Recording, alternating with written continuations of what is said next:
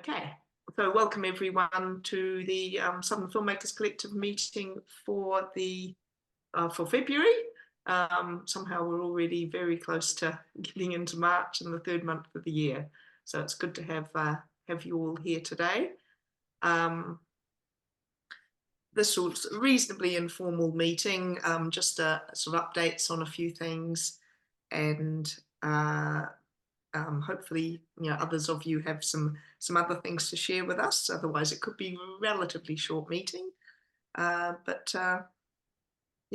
as far as from the side of the collective, I'll just share sort of some quick updates that we have decided to postpone the expo that was planned for Dunedin for early May. We are postponing that till September. We just want to get it right. We want to make sure that we've had enough time to put the work in and make sure that it is a really positive and successful event.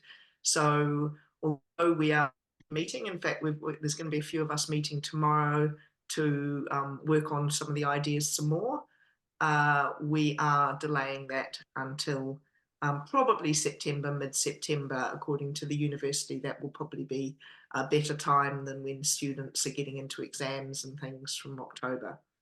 So that's regarding the expo. We are getting pretty close with all the details for getting the collective incorporated.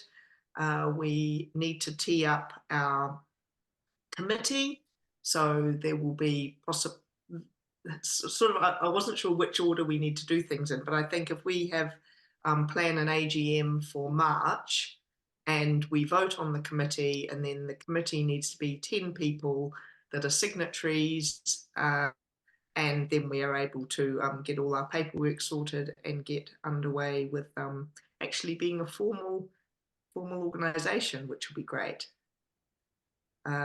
And the other thing we're planning on doing, because we've delayed the expo, we are looking at doing some networking events around the region. Patrick is helping me set up, we'll organise the first event for Invercargill, subject to approval from the people that need to approve it.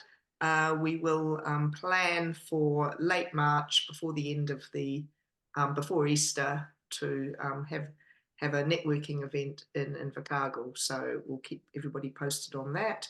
And then I'd really like to have something over Central Queenstown Way in late April, early May.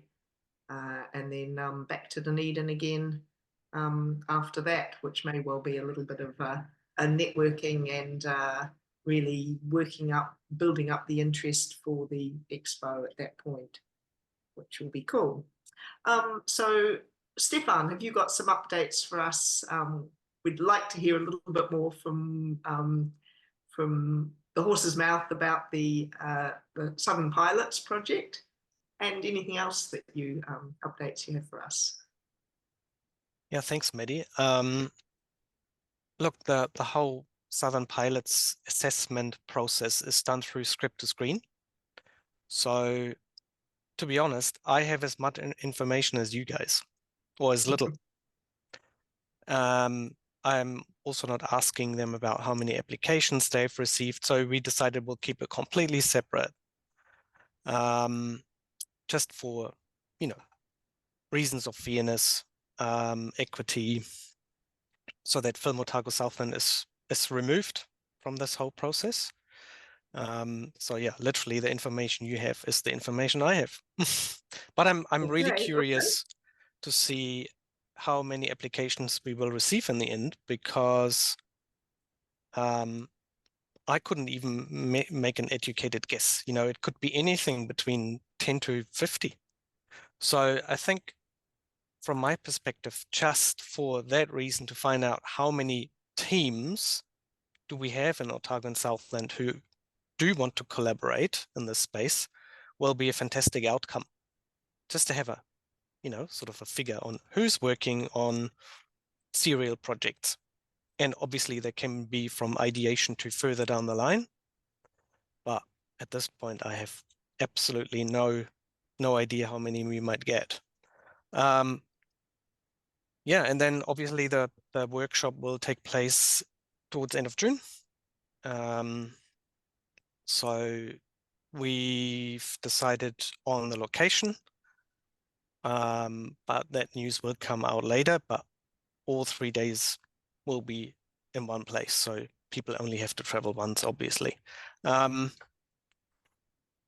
pretty much it on Southern Pilots. I do have the intention to maybe to add that to pursue this whole project further than just this stage 1, as you might want to call it, which ends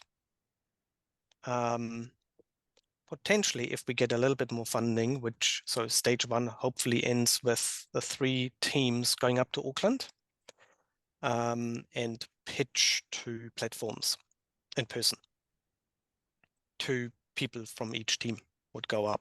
So that is another funding application I put in with the Film Commission, and we are waiting to hear back from them if we get the budget to fly everyone up. If not, then we will do some form of online pitching process, which also works.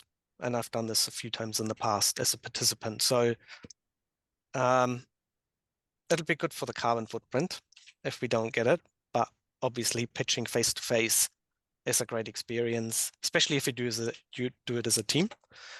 But in saying that, so that would be still stage 1, and I'm still keen to pursue some form of stage 2 where we go back to the original idea, and if it's feasible, and if we get the funding from NZ on Air at some point, and I haven't submitted an application, we would be able to do 3, I wouldn't say maybe pilots, so it really depends on obviously how long those episodes are and the whole format. But if it's, for instance, a web series, we could make a pilot. If it's longer format, then a proof of concept or some sort of, visual material we can create. So that is still the idea. Yeah. Right. That's Okay, it pretty thank much from me, I think. Other updates. What is this Film Otago Southland working on? We are in the early phases of creating a sustainability/recycling waste guide for our Film Otago Southland website. So we engaged a consultant who researched recycling and waste minimization opportunities for both regions. So we've got that all essentially on paper, and now we have to transfer it to the website to make a digital interactive tool. And we believe we would be the first film office or regional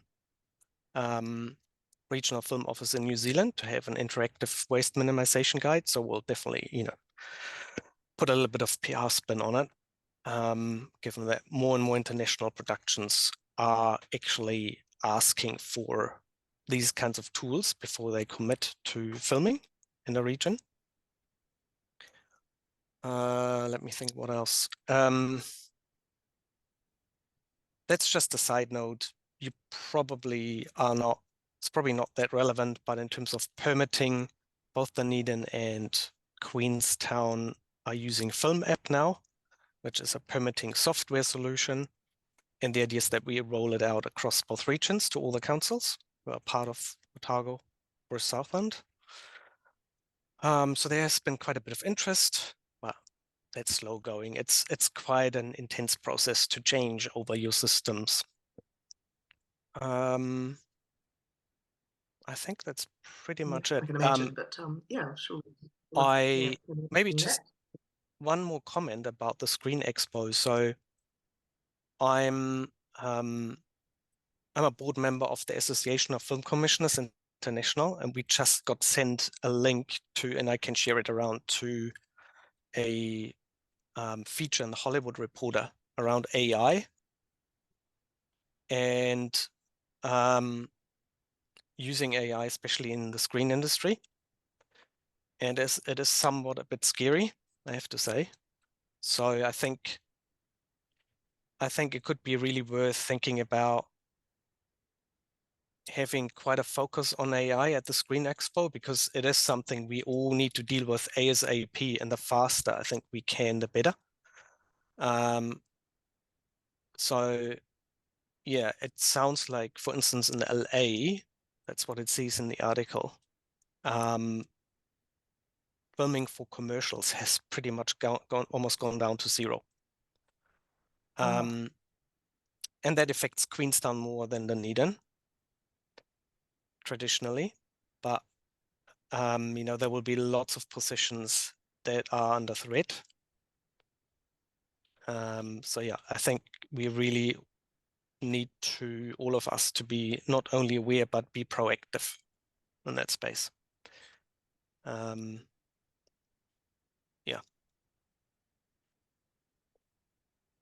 That's good to be aware of, because while we're all aware that AI has the potential to affect the number of on location productions, the reality that it's already affecting Queenstown. I'm not sure if it is, but LA, it certainly is affecting LA. LA. Yeah. Okay. Great. Yeah. I'll just All right, see if I so, can find the link. Yeah, but that's pretty much from me, I would say. okay. Thanks, Stefan. That's good. Yeah. And Stefan only just got back from being part of the Association of Film Commissioners internationally, and it's really, really, really good to have him on that board, and getting up there in the international scene with his various hats on. That's great for our region, I think, to have Stefan doing that work. Okay. The other things I wanted to update you on. The short film Otago have got their script development round out for short films. So that's I think it's been advertised on the Facebook group, or at least the website, and we will pop that through onto the social media as well. So that's happening now, which has been pre-COVID, since there has been a script round for short film Otago. So that's for anyone working on short films. That's a good initiative that's up and running again. Um, I just saw an email that Bunker Street Studios is up for sale in Wanaka. So that's a business opportunity for someone that we will be happy to share around.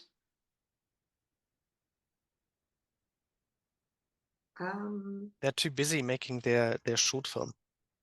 Yes, they've got way too many other things to do to focus on running a studio. So yeah, which is But Erin from there has always been really supportive of the Film Collective, and is part of the team, which is great. Just trying to think what else I forgotten to write down that we need, that's happening in the district. So everyone obviously knows about the Southern Pilots program. That's everybody's on board with knowing what's happening there, and I'd say that everyone that's here does see the emails and the information that's out and about. So that's great. Anyone have something else that they would like to share? Any projects coming up, or anything they're aware about, some funding opportunities that they've seen come through that they think others might be interested in?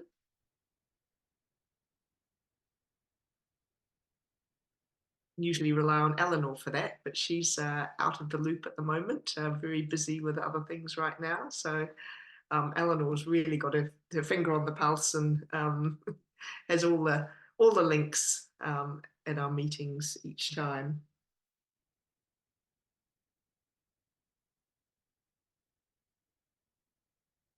Has anyone got a project they want to share, or somebody else that they want to congratulate on what they're doing at the moment? Oh, I've got something. Yes. So Patrick, I'm not sure if you can hear me, but I just found out that you are a bit of a star, an acting an acting star. Hello? Patrick isn't No? always able to jump on if he's in a classroom. Oh yeah. Um, yeah, Um, so so yeah, Mehdi, you wanted to mention it anyway, but yes, so yes, there's a I will. local feature. He's replied in the chat. Yes. Oh, He's just said no, No. exclamation mark, exclamation no. mark. Okay. All right. I haven't checked. Um, Hang on. what was it called? The Nuclear Priest, right? For the nuclear priest. Nuclear Yeah. Priest. So a Oh, local feature film. Well, I actually I don't know if it's local, but stars and local actor.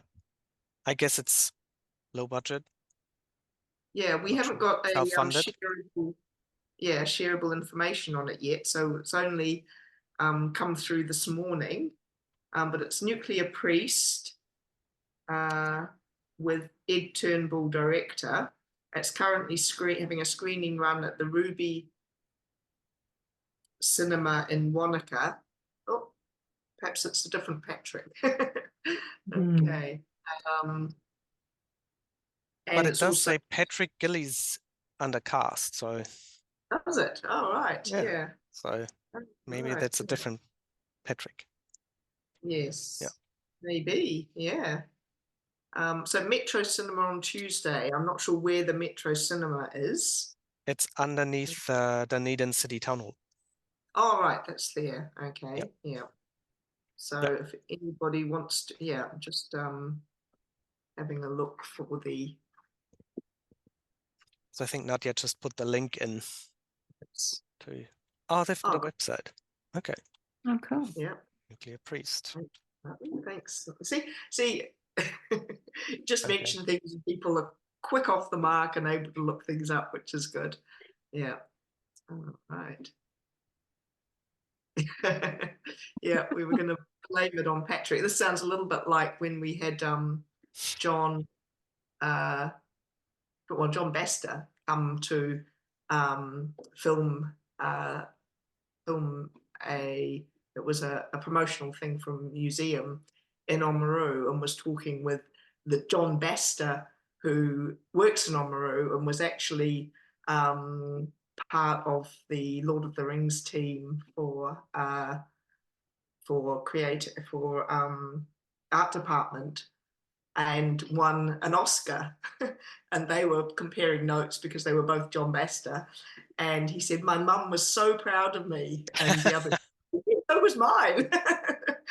They were both so That's proud. So cool. that, yeah, must be a similar occasion. So if you want to take advantage of that kudos, Patrick, go ahead. Mm. Right. Now I've suddenly lost my Zoom, but I tried to click on the link. Okay. So yeah, we'll share the fact that that film is coming up and will be available to view in Dunedin as well. I'll pop that on the Facebook group once once we've got a link to the information, which obviously we can got that here. Okay. Maybe the Screenwrites Cultural Fund is open again, Yes. and I'm thinking of maybe putting something in. And my original idea was to focus on high schools, because one of the mandates FOSS has is to help, well, maybe you can call it that way, identify new talent, but also help them make the first steps. But now I'm thinking AI could be another good focus, because it actually sees in the introduction forward that AI is certainly something that they would be interested in, AI focused projects, and the sort of theme is New Horizons. Mm-hmm. something like that. Sorry, big And issues, use creative big solution. issues. No, Yeah. what was it? Sorry. So it's big Yeah, issues, big issues, creative solutions. solutions. Yeah. So, Yeah. you know, we could, I'm just planting a seed. Perhaps we could think about joining up, because you need at least one collaborator to put in an application. And Mhm. it kind of, I think it kind of makes sense to say, maybe Otago Southland could be a bit of a pilot region. I'm just thinking aloud, and Mhm. Film Otago Southland and the collective team up as partners, with FOSS being the lead applicant. And the project could focus on, you know, along the lines of how can a regional screen industry live alongside AI, Mhm. Yeah. so that we create some kind of blueprint that we can transfer to other regions in New Zealand and beyond. Yeah. Yeah, I think that's more current, and it works with what they're looking for. Mhm. Yeah. So I have to go, but I think it would be really valuable if you guys could spend 5 or 10 minutes, if you have the time, Mhm. and if you want to, if you think it's a viable idea, to discuss that. Yep. No, Are you I think interested in a joint application? If so,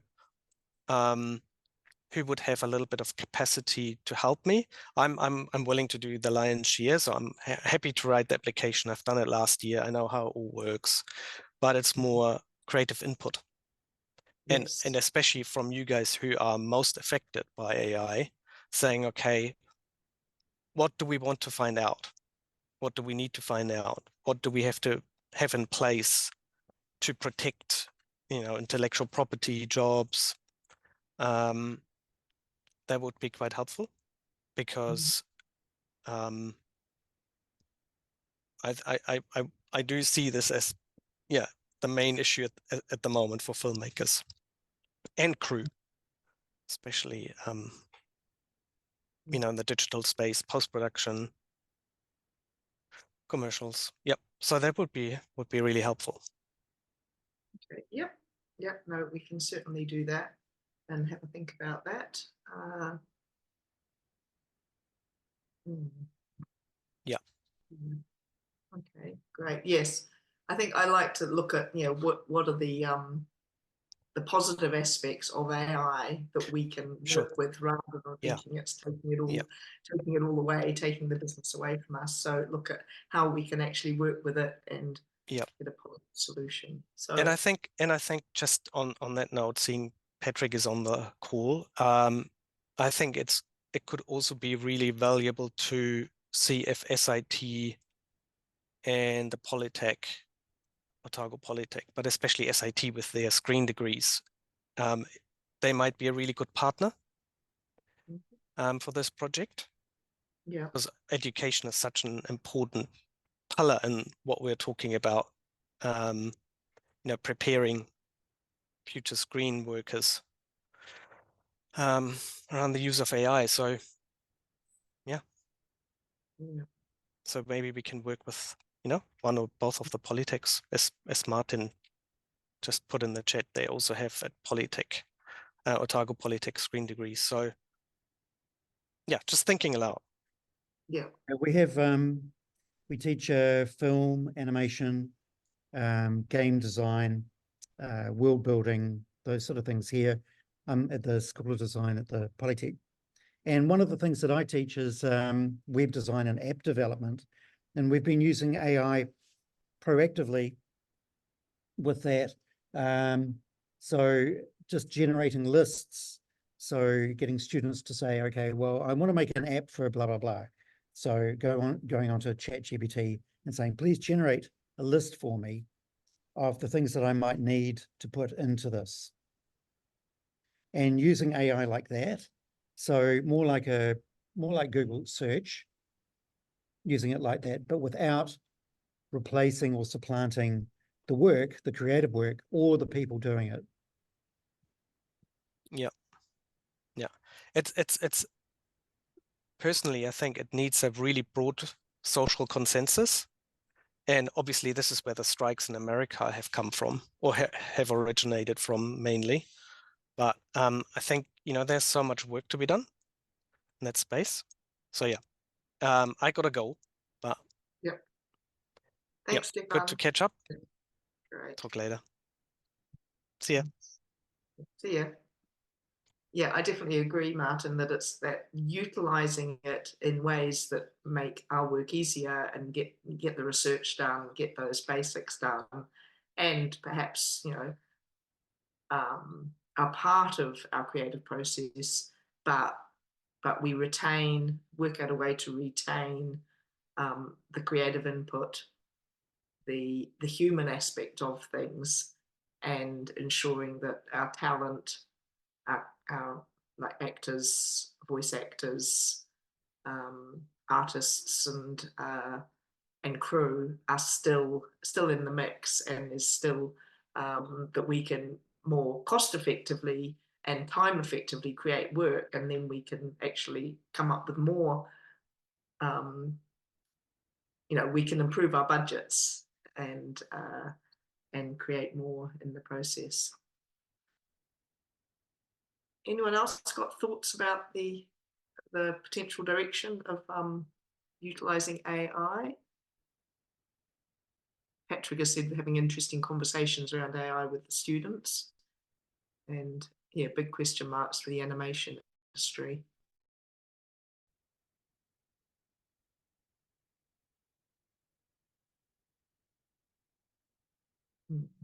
Yeah. Even for writers, it's a big question mark too, the script. So it kind of affects everything, really. Yes. Yeah. But it just takes all the fun away if you just put it into AI. It's so much less fun.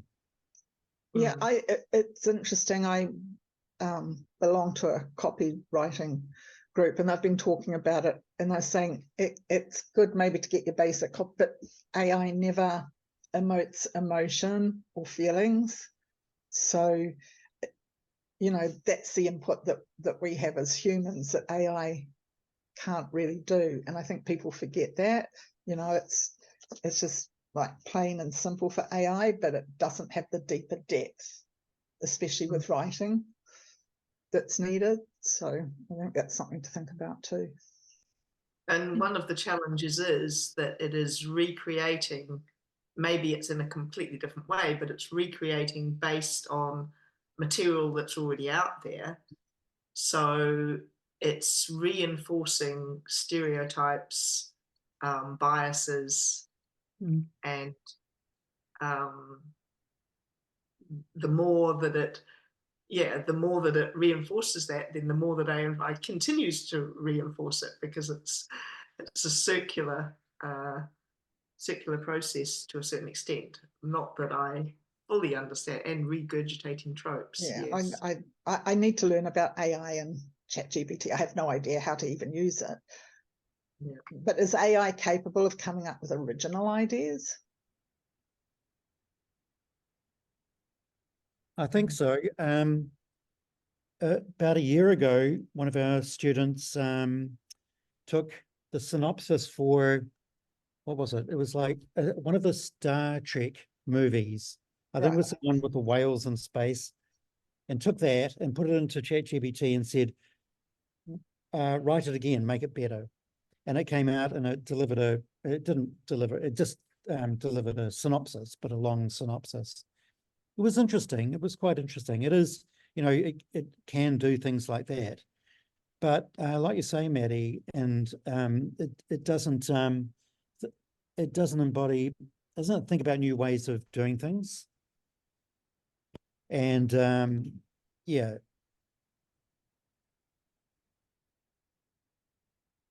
And as Patrick says, it's a great tool for ideation and brainstorming, but its screenplays are garbage at this point in time. So I think the idea of yeah, we really need to look at how we can make use of it without creating garbage, basically.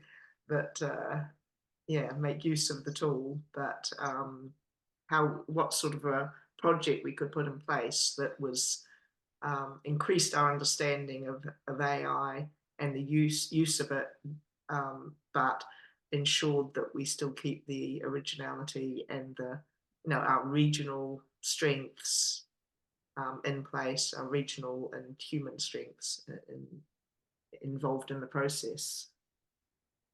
So yeah, so that is possibly something we. Yep, go Esther.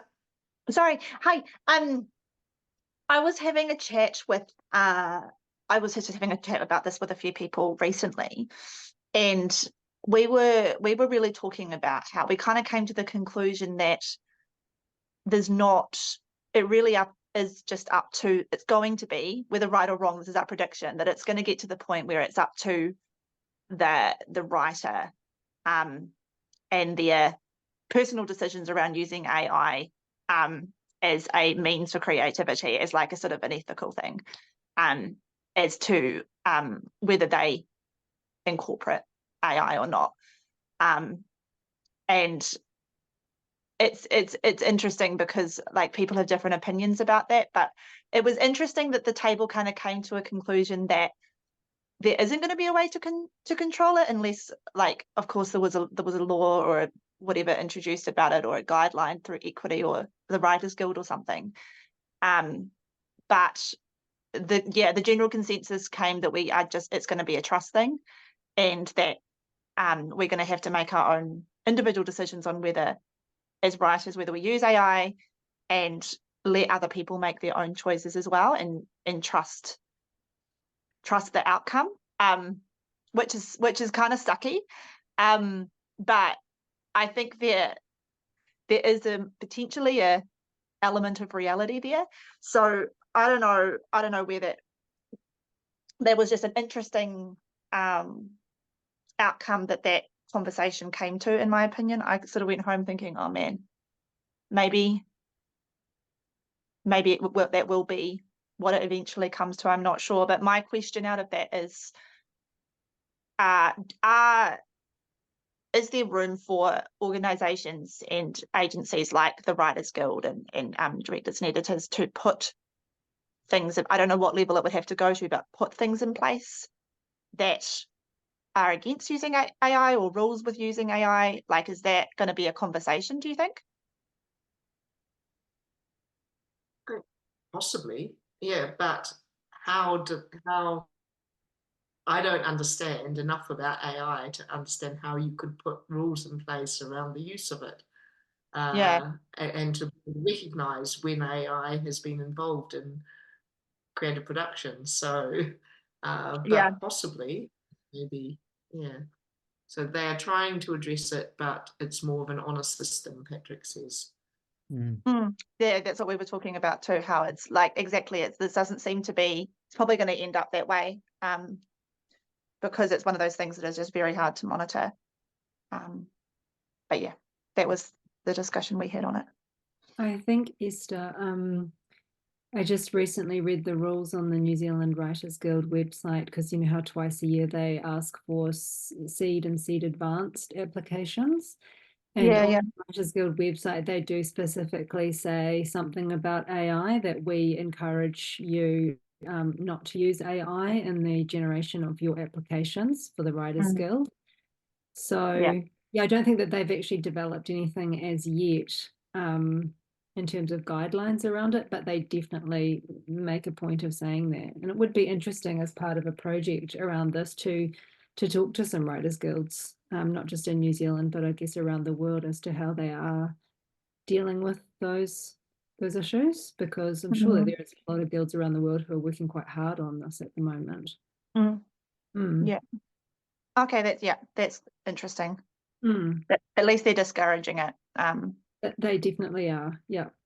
And I think I've seen something on the Dig NZ as well. They did a call, I think, for the Female Filmmakers Incubator, and they also said something on there about, you know, we discourage any of these applications being generated by AI. So yeah, the guilds are certainly aware of it and are very discouraging at the moment. But yeah, again, how do you control it? That's the thing, right? Yeah, for sure. It would There be are- interesting, like you said, Penny, to see across the world whether that who has discovered ways or is trying to discover ways of resisting and detecting it. Yeah.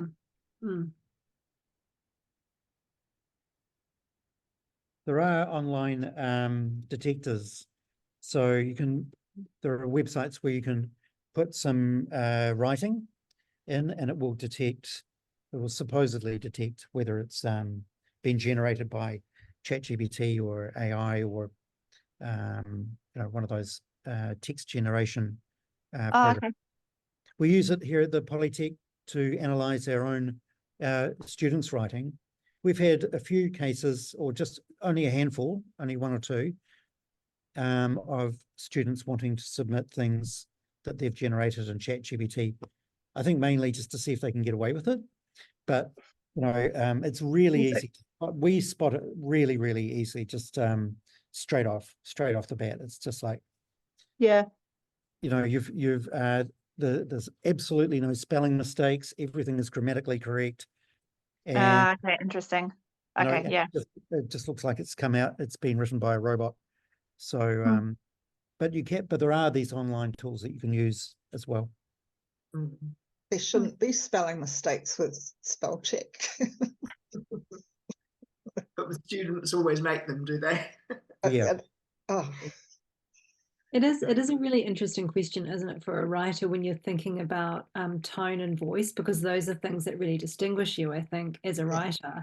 And those are the things that producers and networks and things are always talking about, in terms of that's what they're specifically looking for in a writer, is they're looking very much for their voice. So I don't know that AI has yet caught up to how it can mimic. I mean, probably you can get it to mimic Martin Scorsese's voice or someone's particular voice, but I do think, that would be a really interesting project as well, thinking about tone and voice and writing, and how you can use AI as a tool.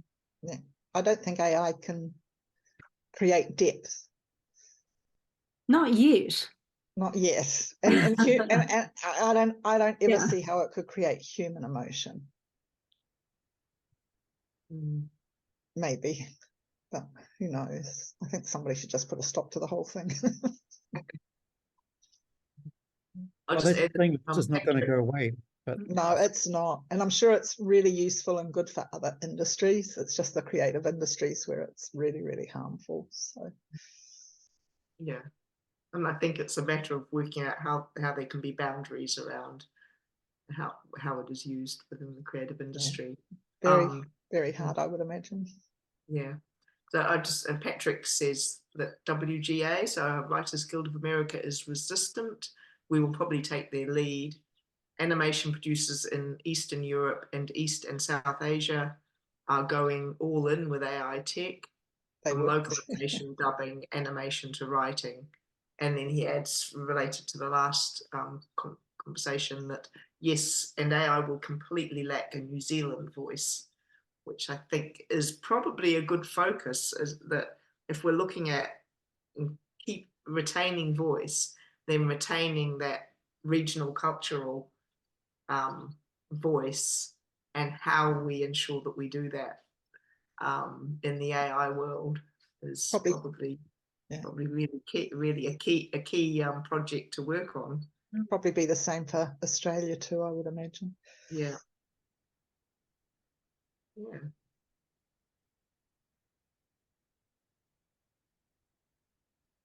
Maybe AI will just start making movies totally. It won't need any humans at all for anything. It feels like it would so flatten the experience. Of course it would. Yeah. Maybe not for the people watching it, but for the people who want to be creative. Well, even for the people watching it, I think it's depending on what your maybe what you watch. Yeah. So, any further comments about AI? It's been quite a good conversation. No, but I think it's a good idea to maybe make that the focus of the Yeah. conference. Yes, I do agree. Yeah. All right. So anyone have anything else they'd like to share before I close off the meeting? It's been great to have you all here today, and I look forward to it. I've had a few people saying, quite a few people saying that the afternoon meeting is challenging for them.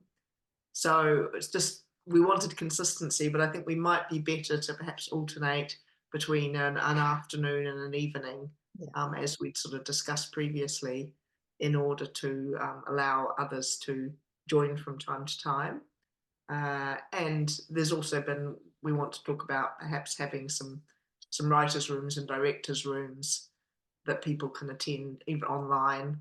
And as we build up, obviously having individual ones in different regions would be really cool. But yeah, for now, I will think about that. Maybe the next meeting could be an evening one in late March, and yeah, that might bring in some other voices, not just AI ones.